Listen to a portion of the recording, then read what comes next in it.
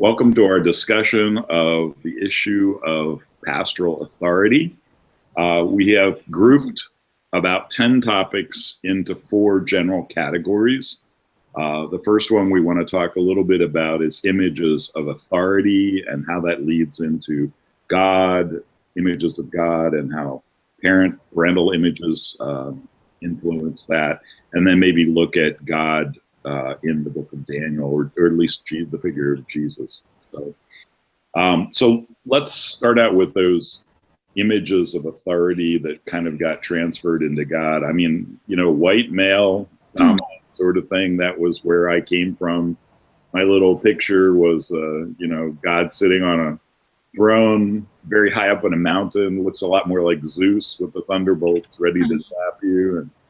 And my couple of words were all about, high and male and sort of the ultimate scorekeeper, watching everybody and checking a list, checking off things. So that was kind of my image of authority. Anybody else? Yeah, I agree. My images of authority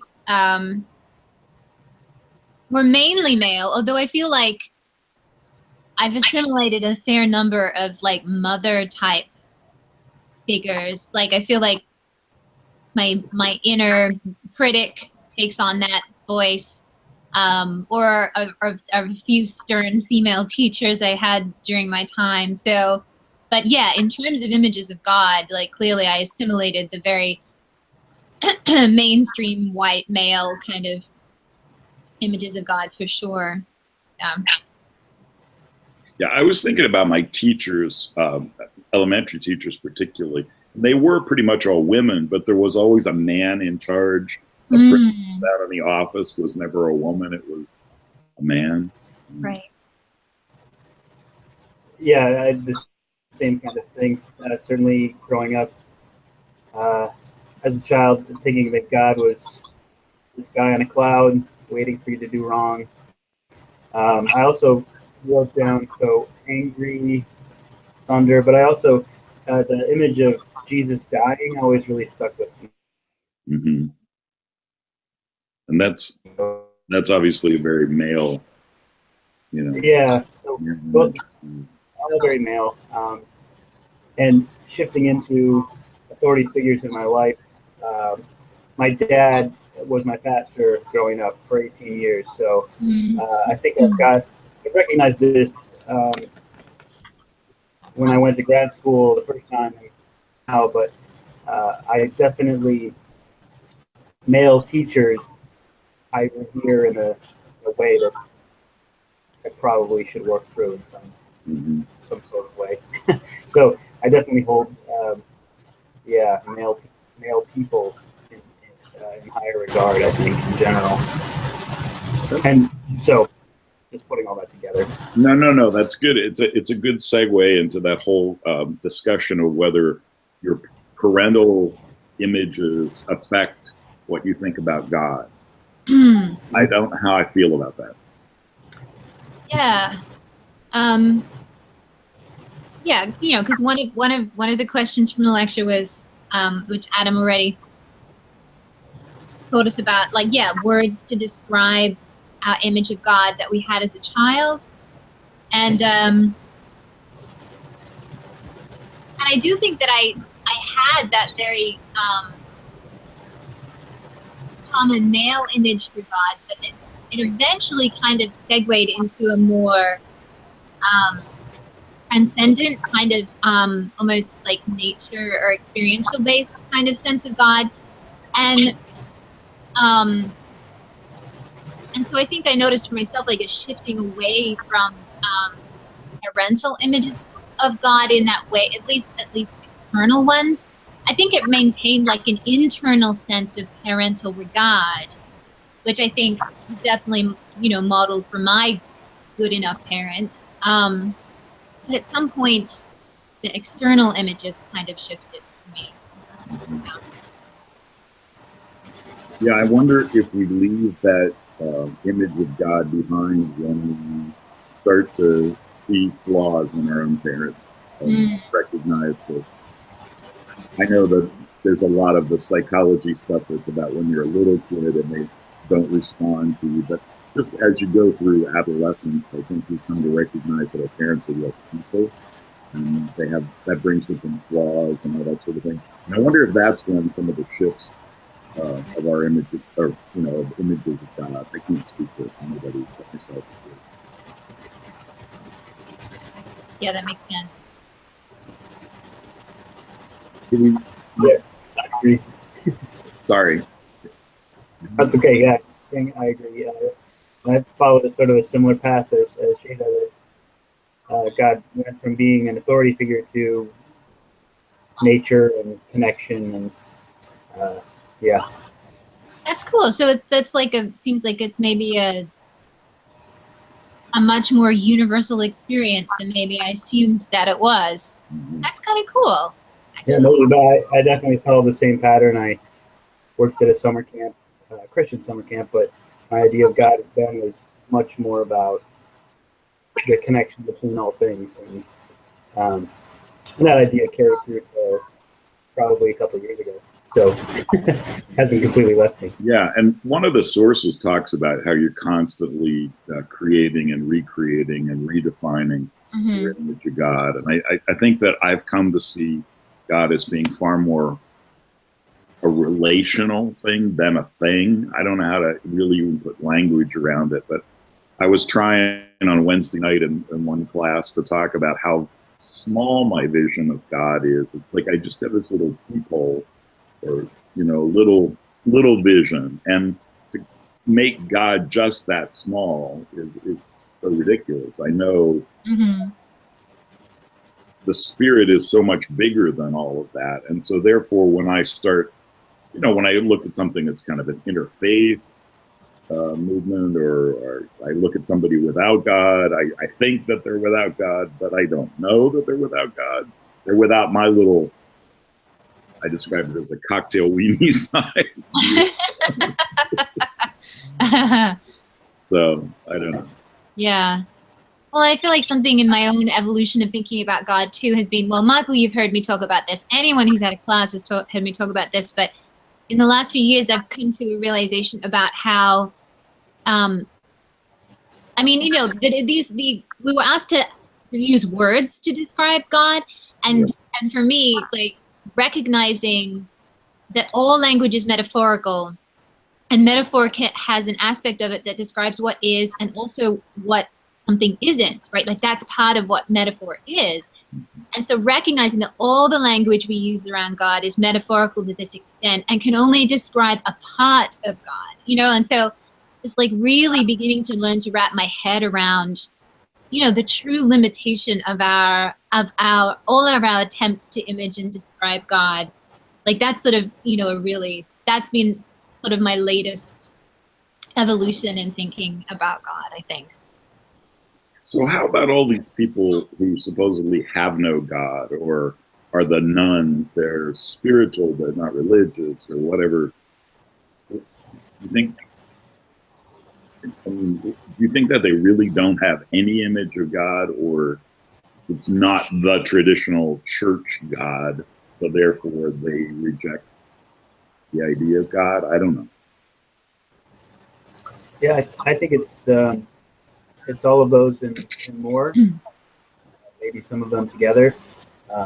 I would have described myself as an agnostic for quite a while, and part of it was rejecting, kind of what you said, the traditional view of God, but also the traditional view of the church, and the hypocrisy inherent in so many different views of what Christianity means.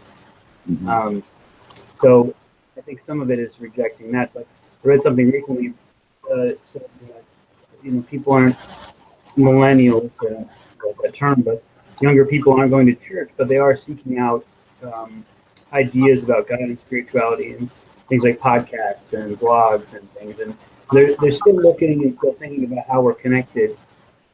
There's something more than who we are. It's just that going to church once a week isn't feeding them in the same way as my parents' generation and their parents' generation. So, I think I think there are some people who outright, nope, I'm done. There's nothing more. There's nothing less. But I think there's a lot of people in that group of nuns and spiritual, not religious, that would say, yeah, maybe. And they haven't connected and made God into relationship, like you said. And if it is relationship, it's not as big as it used to be, or as broad, maybe. Mm-hmm. I don't know. Sorry, you touched on a subject that I'm thinking a lot about. No, I think that's wise. Yeah. How about the book of Daniel and the question that I think that Dr. Swain asked about him creating Jesus? How much of it is created? How much of it is found? And what about that figure of Jesus in the television show?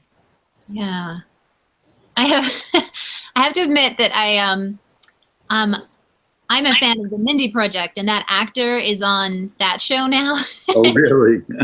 Like this sort of, like philandering Southern gentleman, and so it's just like I have to shake my head every time to hear like this more current characterization and recognize.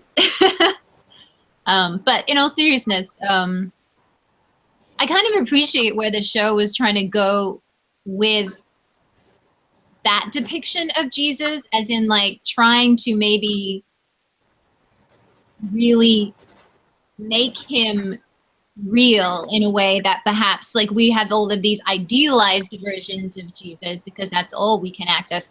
So, like imagining what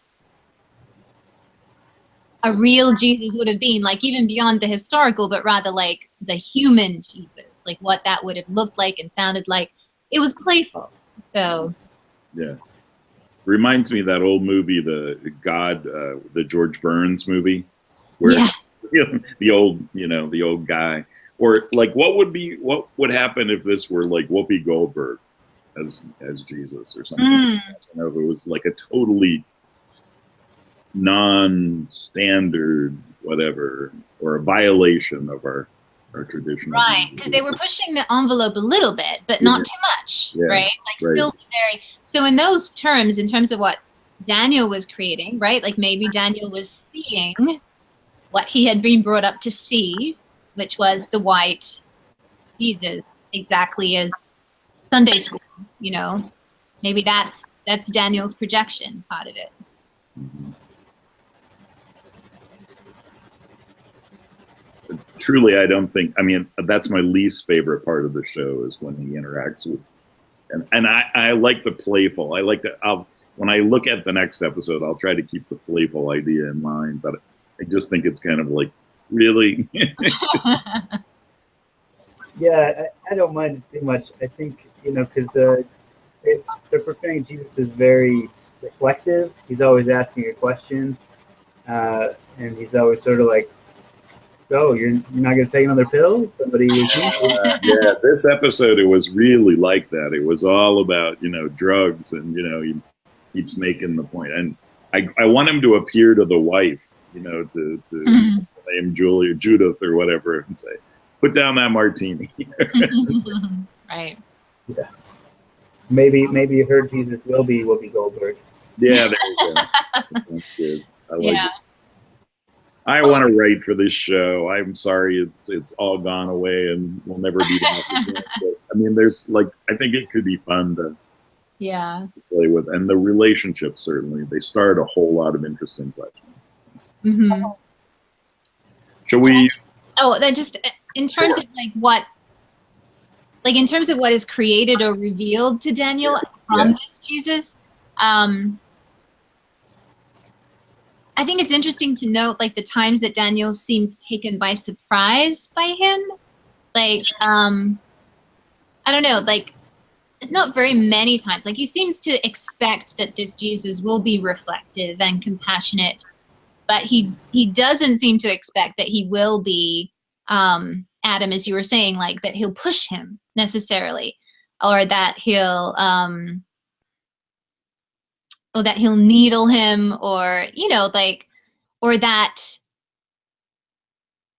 or that he'll show surprise. Like, I don't know, there's this space of Daniel being surprised by maybe the creativity or the spontaneity of Jesus. I don't know. Yeah, I like the way you said that, because when Michael asked the question, I was thinking it's sort of like, I mean, in terms of creative, it's like Jesus is kind of Daniel's conscience, but a little bit more because he keeps surprising him. But really, it's the conscience conversation that he's having. But Daniel's projection of his own conscience is Jesus. Right.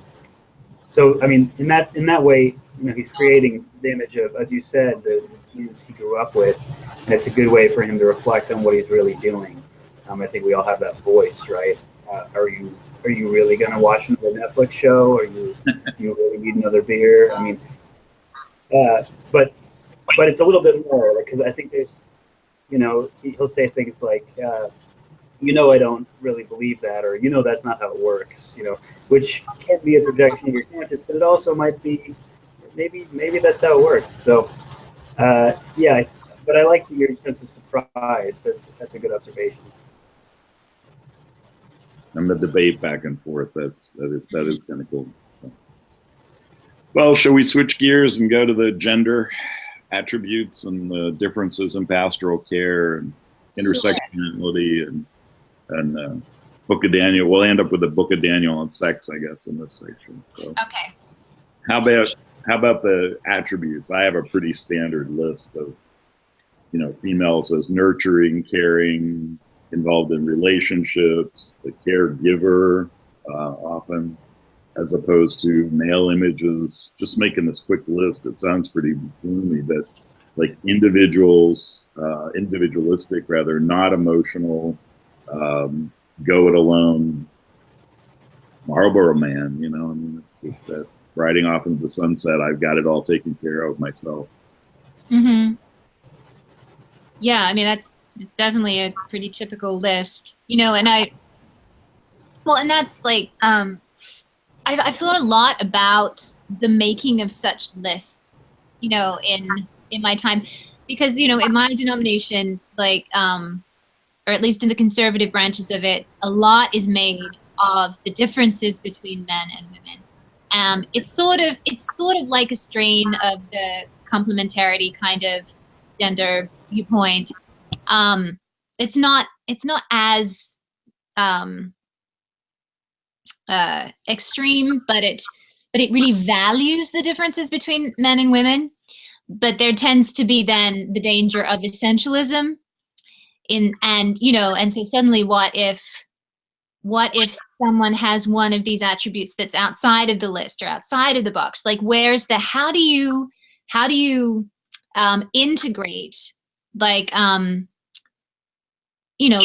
spectrum thinking in those terms, right? Like, how do you acknowledge that there is differences between men's and women's brains and how they work, which, science has documented to some extent, but science has also shown that there are many ways in which they aren't different. So how to hold both that sameness and that difference at the same time in terms of gender, I think that's really difficult for people. You either want to go one end or the other, right?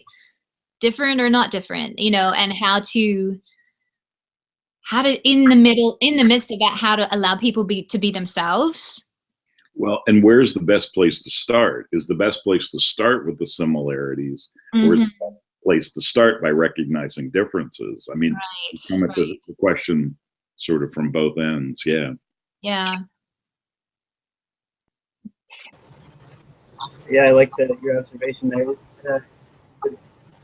The differences were made apparent for my wife and I when we had kids. We thought a lot of the gender differences were nurture, right? That what you see around yourselves and you're reinforced, but there's definitely different tendencies for the way my daughter interacted with us and the way my son interacted.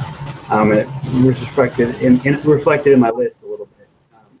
The male is often, the head and I think sometimes the task oriented, whereas females are often the heart, dependent and relational and more process focused as opposed to task focused.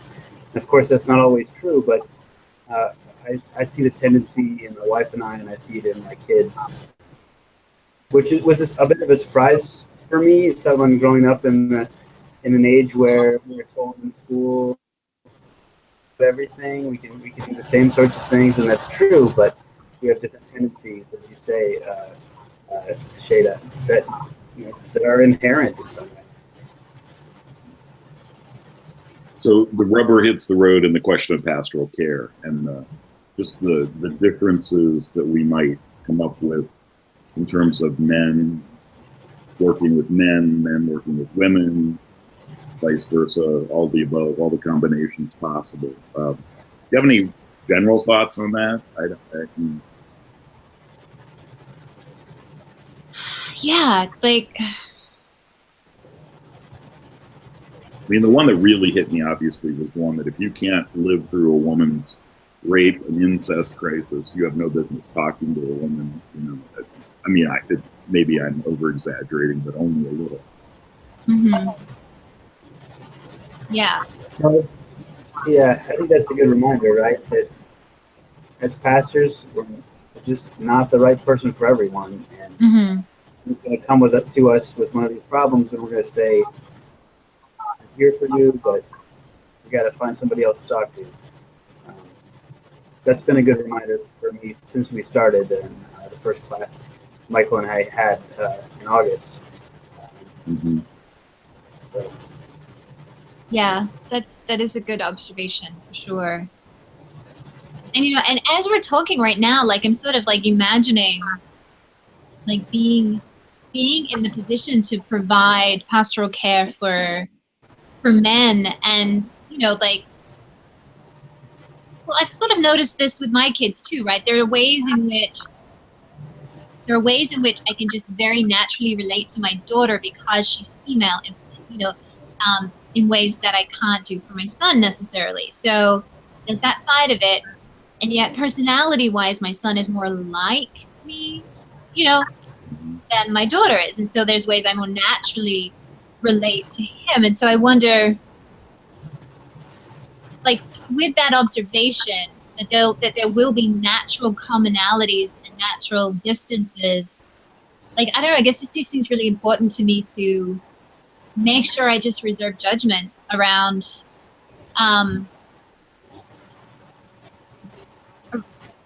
to make sure I notice what assumptions I'm going to make around somebody's gender when they are care seeking.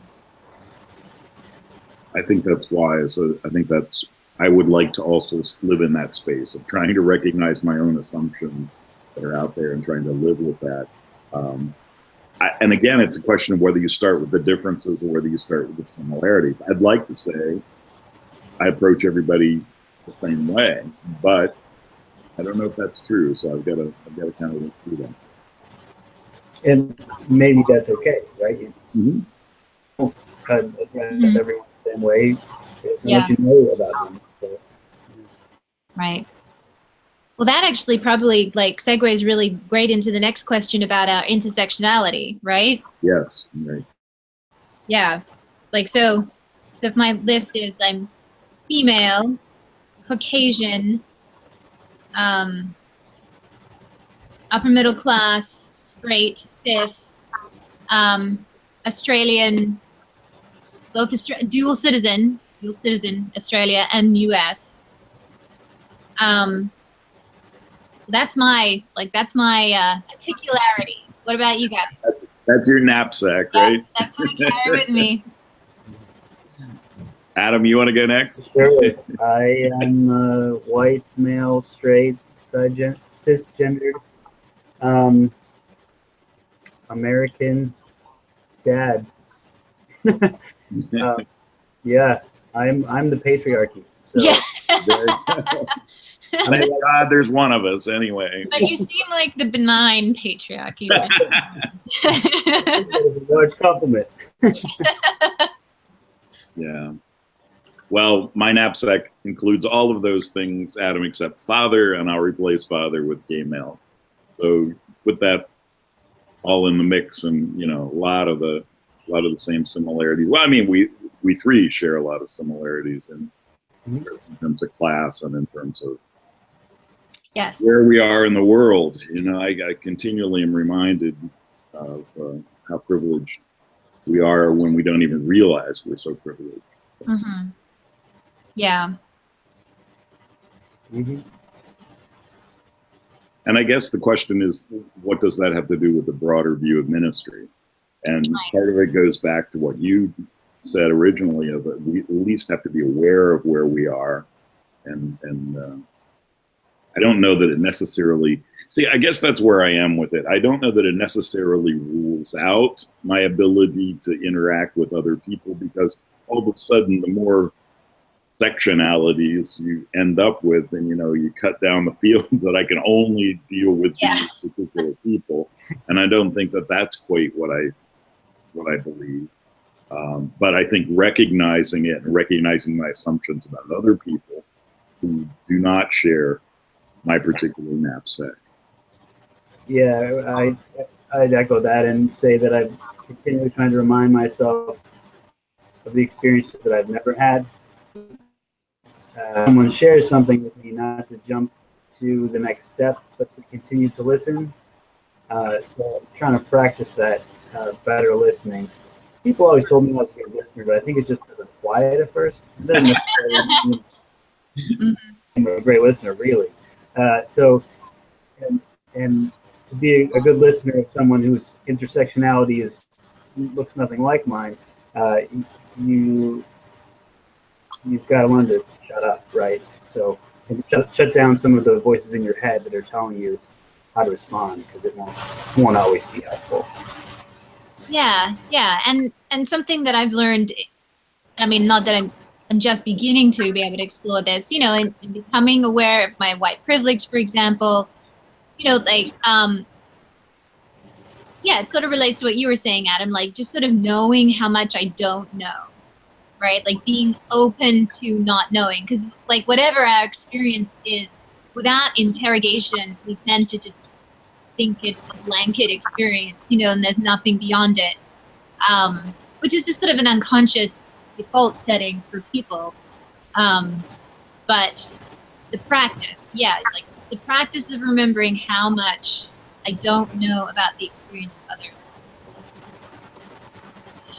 Really important.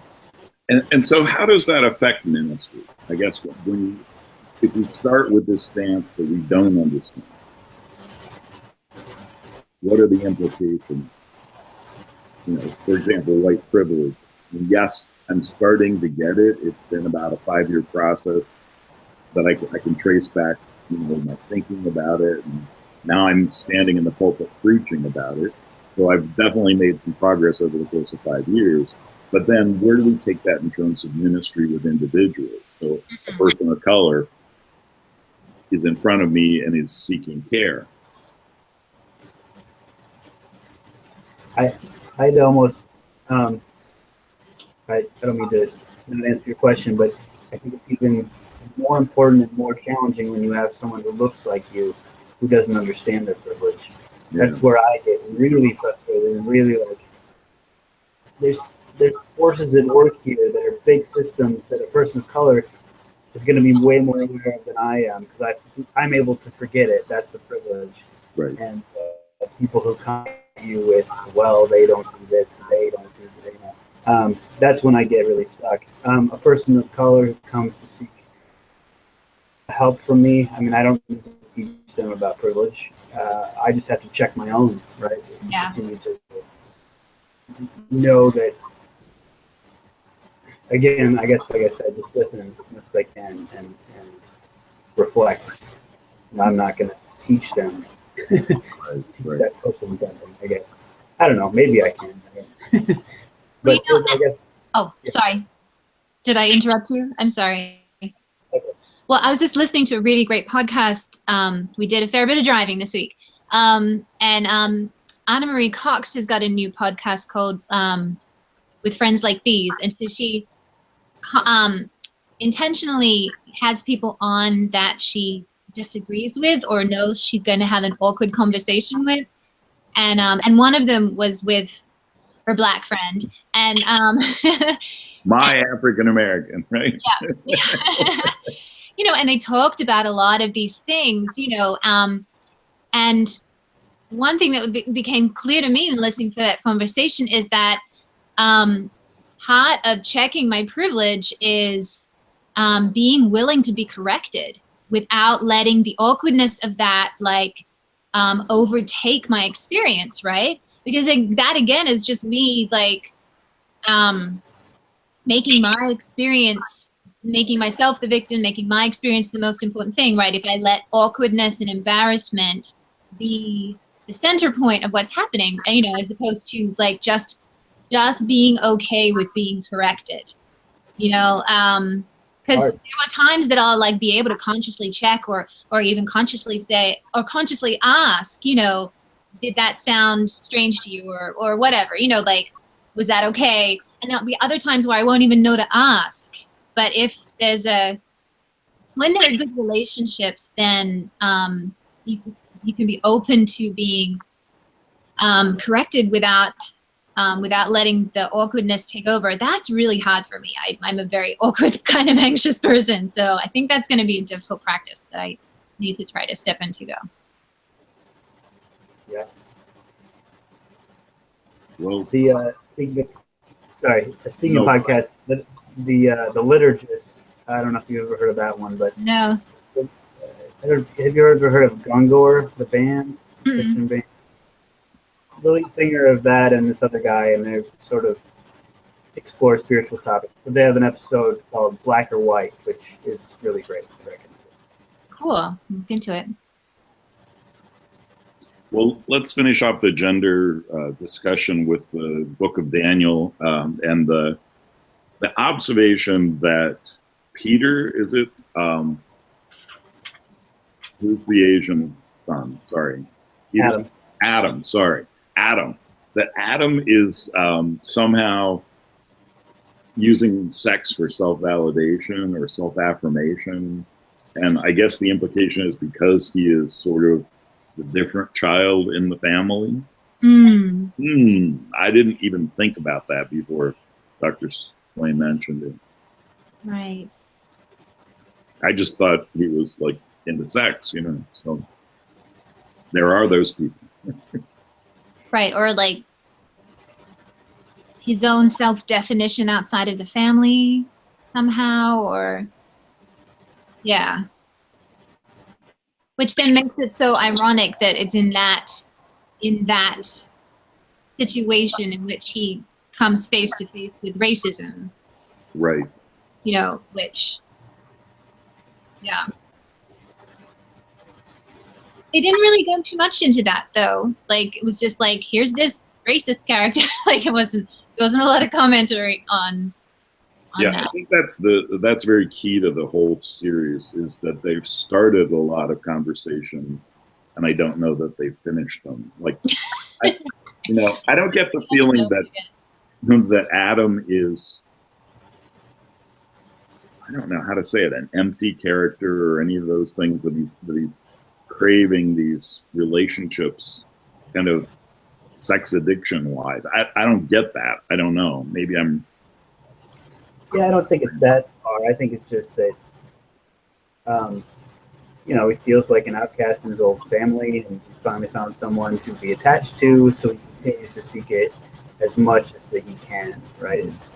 Except I don't quite see him being an outcast in the family. I mean, he seems so important and integral and in relationship with everybody that's there. Right, yeah. But I don't get the sense that they've necessarily helped him integrate his own identity as an Asian person, right? Like, right. I think I see them embodying the I don't see race kind of mindset, right? Like, let's just pretend he's one of us, which he is functionally, and they obviously really do love him, but it's clear that he is adopted. So I don't get the sense that they necessarily have helped him integrate that part of his identity. So maybe it's like, yeah, as you say, like coming out in a, like, someone who accepts him for who he is, in a strange way that he feels like his family doesn't. I don't know. I don't either. That's reading too much in, but I'm not sure. Well, then we have the question. We have much. I'm sorry, go ahead. No, go ahead. I was just going to say that we have the question of Peter and his coming out and how his father treats him. I copied down a couple of quick lines.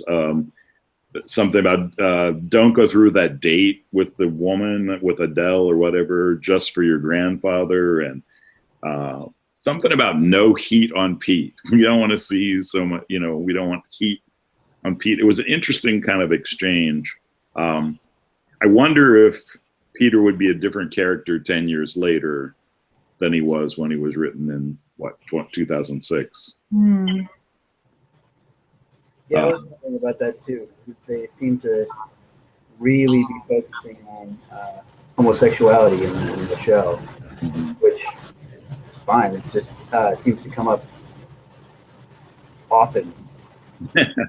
Yeah, the section that we had to read with that coming out chart or whatever, here are your 4 steps or whatever, and I guess that's all fine and good, but I really find it much more recursive than that. There, and I can speak from experience, but I don't think I'm saying anything really new, that it's always a process. It's like every time you go through it with somebody new, you go back to the stage that it's identity politics as opposed to acceptance and all that sort of thing. And it's kind of like, and I don't know how to describe it except that it's a continual process. It's not a linear process. Okay. Well, I think we see that reflected in Peter's character. I mean, if he's out to his family but not to his grandfather, and then not in the world where, because he's got roped into that date, and then his, that the dance that happens between him and the other fella, while they're trying to figure each other out. Like, yeah. I see, as you describe, like all these layers of going through the process again and again in different places, in his different locations of identity, right, in the world. Anything else on gender and all the questions around that? Because the next section takes us into how the church is dealing with human sexuality. Well, I just wanted to mention, when she said pay attention to the way sex acts in the book of Daniel in the show, there's a point where one of the characters says it was all about the sex. And I feel like that last episode was all about the sex. All about the sex. Just everywhere, right? People are using each other with sex. They're so it showed not only Peter's conflict with his identity and Adam's attachment, seeking sex as a way to connect, but Daniel and Judith maybe have the best, healthiest sexual relationship that was kind of discussed in Becoming a Pastor. But everyone else is using it as a tool, or so I don't know. It was all over the place. So Judith's sister is the perfect example of that. Oh my God! I mean, what in the world is going on there with Desi and with the dad who married the son's ex? Yeah. Two bishops doing it too. How about that? That's pretty impressive. Well, Dr. Swain also asked us to look at how they're using authority in the book of Daniel. Should we do that now, or will that be? Yeah, no, that's great. Okay. Well, just in terms of like where is it being used? Where's power and authority being used healthily, and where is it not? And I don't know. I just kept thinking, maybe this is not how churches work, or maybe this is not how the Episcopal Church works, Michael. But like, I kept feeling like Daniel's just on his own with everything that's going on, right? Right. And his bishop, like, doesn't seem that helpful. Like, when there's a crisis like this, I guess he's trying to like deal with it himself because it's a family thing. But if there was such a big deal as this, I feel like wouldn't there need to be a chain of command or something? Like, I don't know, it just feels like so disembodied from any kind of like accountability. Right. So, yeah, I don't know. What do you think? I love the line where the bishop says to him, you can do it your way, but you have to get my result. Because that's kind of like the mentality, it seems to me. And strictly speaking, from Episcopal land, it's a really hierarchical sort of thing. I mean, we pretend that the parish has feed or input to what the priest does, but at the end of the day, the priest says pretty much goes. You know, it's kind of like Roman Catholic Church with this layer of pseudo accountability sort of built in. There's a general convention of the church, but yet the head of the church, the presiding bishop, pretty much runs the roost, sort of deal. Who gets to be a priest? Yeah, I have to be signed off by my, congregation and by the diocese, by the people, sort of representatives of the people. But it still comes back to whether my priest thinks that I should have a call and whether my bishop thinks that I have a call. So it is oddly dysfunctional, as you're describing it. You're in charge, and oh, by the way, we have this little check on you, but really, we don't. It's weird. I mean, the more that I've gotten into church politics over these last 5 years, the less likely I am to advocate. Not the best. Yeah. Were there any other authority things that you saw? This whole weird thing about the mob and whether you can do business with the mob and whether you have to do business with the mob brings up all kinds of decisions and authority questions for not only for Daniel, but for the bishop. Obviously, that head of the vestry, the head of the council. Yeah, I find the mob stuff really scary. I don't like that thought at all. But there are a lot of things that we're reading and we're looking at, where it's like, yeah, I could see myself in that situation, or counseling these folks or dealing with this. It's like, I really don't want to think about having to deal with the mob.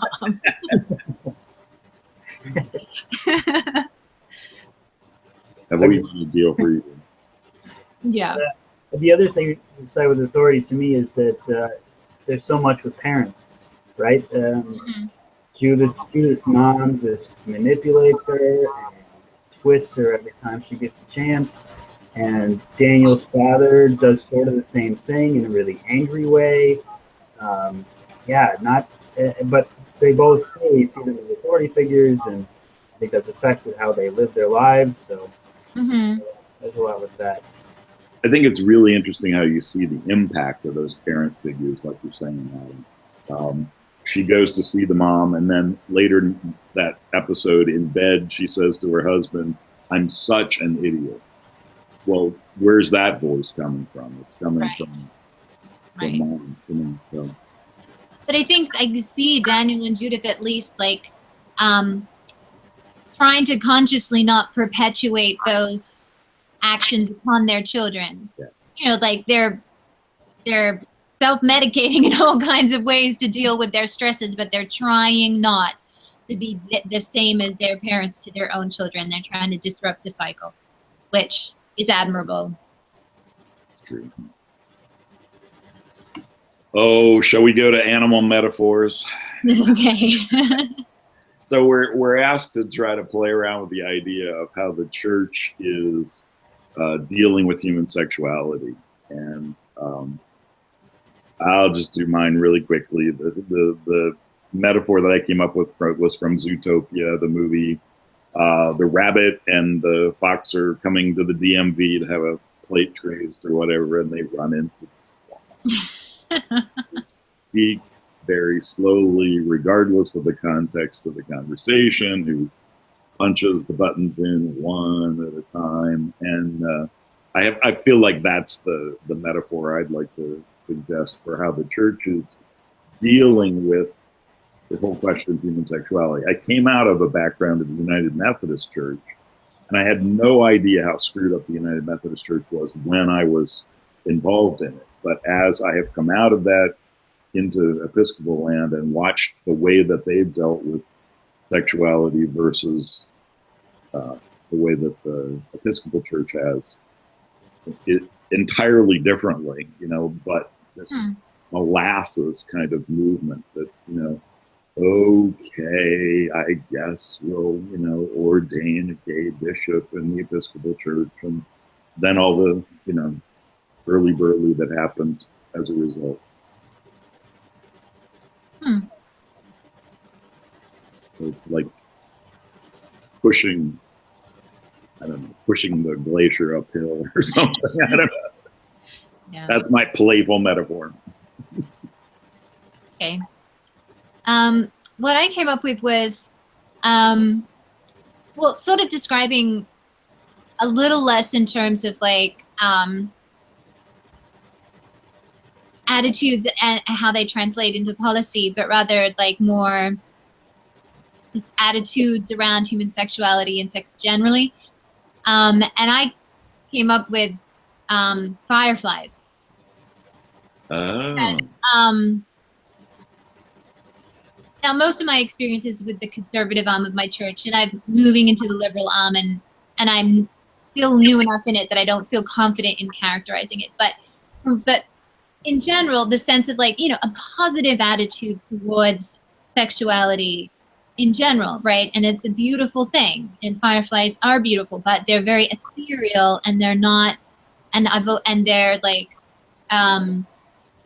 flitting around, and you can't catch them, and they seem at a distance, right? So not very embodied, you know. So yeah, that's my sense of where we are. Like very, like a generally positive idea that I think lacks equally positive embodiment, whether that's in words or ideas or, you know, like, yeah. So.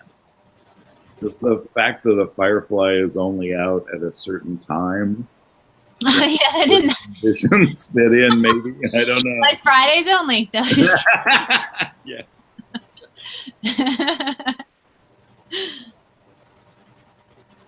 Shada, remind me, you're Presbyterian, is that right?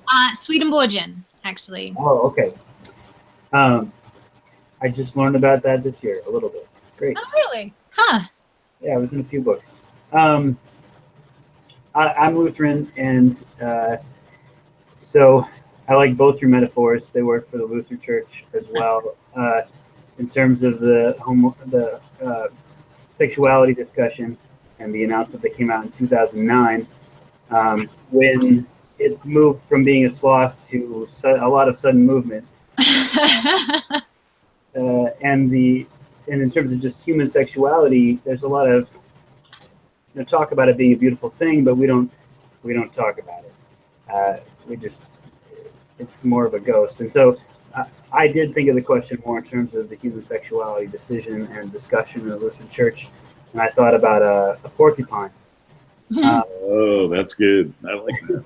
Because porcupines, if you just leave them alone and you say, "Oh, look, there's a porcupine," it just keeps going. But if you get in its way or you really start to play with it, it gets really prickly really fast.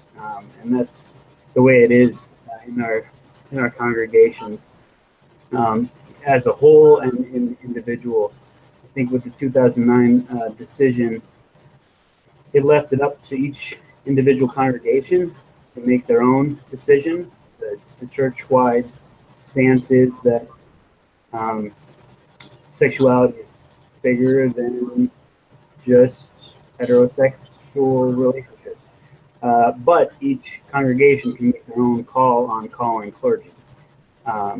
So it's in terms of clergy where it gets sticky. So within each congregation, even if there are LGBT folks in the congregation, if you talk to one person, it's very prickly one way or the other way. So, yeah, I'm not sure how to tame the porcupine. I know I can't do it myself. But, it's very prickly. And I guess that there are people that touch the issue that end up with a handful of quills, right? I mean, Yeah. Yeah, one way or the other sometimes. Yeah. Good deal. Well, the last thing in our grouping is this switch from a childhood or inherited view of God to kind of a more deliberative view of God. I struggled with this, to tell you the truth, about looking for episodes in my life that kind of changed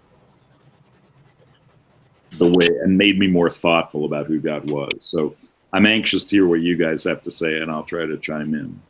Promise. All right. When did my image of God undergo a change? Right. Well, I mean, I kind of described my evolution a little bit in our earlier discussion. Like I kind of recall drawing pictures of God, like those childhood pictures of God as male, like the white beard, white male. But I don't recall and it was sometime in my, I guess maybe preteen, early teen years where it started to, well, I mean, or even sooner than that, but like my middle childhood where my ideas of God expanded, as I explained, beyond like sort of those external parental images. But I don't remember what necessarily precipitated that. Like I don't recall having discussions with my parents about that God was beyond. It was just like a felt sense, I think. And but in terms of my most recent evolutions, it has been, well, like in terms of gender ideas of God, that has been through my own struggle with, gender, in the church and, and my own call. But other ideas or images of God, seminary has been like crazy amazing for expanding and opening those ideas for sure. Like just exposing myself to new ideas has been huge. And I guess I wonder, in terms of ministry, like what is our responsibility to do that, to at least like present ideas to people. Not everybody's going to read, the latest or something. Yeah. Exactly. Right. So then how do we, as people who have had the opportunity to go through that formation and to be exposed to different ideas, the question then is how are we able to present those expansive ideas to people in ways that feel productively challenging, like not like too challenging that they recoil, but like, just enough so that there's enough expansion that it feels sustainable and effective. I think it's a really important question to ask is, do we have that obligation? Right. Yeah, great thought. Most of the time, I feel like God doesn't really, I don't hear God's voice very often. So it seems very quiet. And I felt that since I was very young. But I do believe there are 3 times in my life where I felt God, the Spirit, talk to me. And those are the times when I started to shift from this physical embodiment of a white God with a thunderbolt to something else. The first time was when I was a camp counselor and went off in the woods. I was feeling sad like a teenager does, and just asked what is this all about? And I felt clearly that the message was, as long as you make a connection between you and the person, that's where God is. Kind of like what you were talking about earlier, Michael.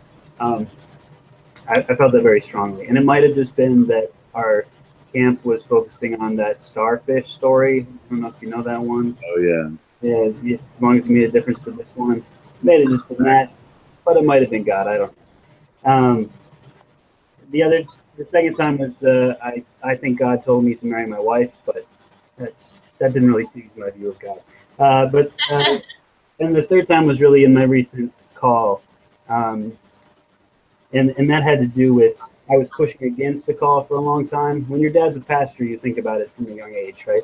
And I pushed against it for a long time, even though I've been told and I recognize that I have gifts for ministry. But when someone, two people actually, described ministry as, I always thought I had to have all the answers or think that I knew it all or believed it all the time, right? That reading the creed should be, reading the Apostles' Creed, I should know every word and think this is true all the time. And I never have felt that. And in my call story, there were two people who told me within a year, that's not how it works. We do this together. We hold the faith together, and together we hold the faith. And so that's my view of God. It's in community and in the words. Right? It's personal and one to another, and it's also communal. That's what God is. And it's a little cheesy. But, there's a folk singer who I know named Peter Mayer from Minnesota, and he has a song called "The String."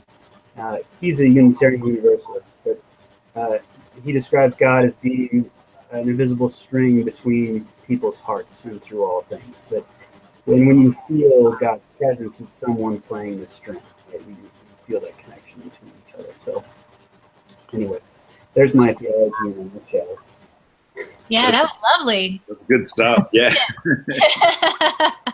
You win. Okay. Well, I think we kind of have come to an end with all of our questions. I appreciate this format. I hope you guys get something out of it. I get something out of every time we talk. So yeah, it's really helpful for me being far away from every class. So, but see, you don't seem far away. Okay, guys, I guess we'll call the broadcast off at this point and hang on for a second. We can talk about next week. Okay. Good.